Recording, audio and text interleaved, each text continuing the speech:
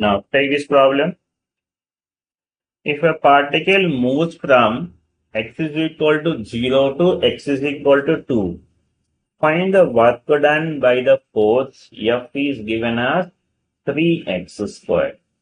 The given force given. Here see the force is a variable force or constant force. So whenever x, y, z any term is there, that means it is a variable. Okay, in this case variable force, how to find the work done? By the integration method. So this is work done which is equal to what? Tell me now. Integral of what? Tell me now. So this is F bar dot ds bar. Whenever the force is variable, by the integration we have to do it. Now you can see now here the displacement is which direction they given? X is equal to 0 to x is equal to 2. That means the displacement is along x directions.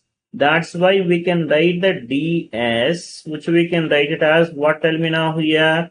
Dx will write since x direction. If it is y direction, dy. Some cases the displacement is x, y, z also. Then we should take all we have to consider. Now you tell me now this work done which is equal to this is integral of what? Tell me now. That is 3x square into dx. Now here we have integration with respect to x now. So we should take x limits. And from where to where? 0 to 2.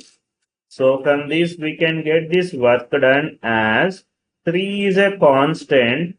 Now integration of x square. That is what? Tell me now. X power 2 plus 1 by 2 plus 1. And we have a limits are there now. The limits are what? Tell me now. 0 to 2. So now substitute the things now here. Work done which is equal to 3 into what? Tell me now. That is x cube by 3. We have a limits. We have a 0 to 2. Now 3 will get cancelled. Will come to be a what? Tell me now. This is x cube. Limits are what? Tell me now. 0 to 2. Now we can substitute the limits now. Upper limit is what? Tell me now. 2 cube. Lower limit is 0 cube. So will come to be a how much now? 8 minus 0. So this work done is how much now? 8 joules.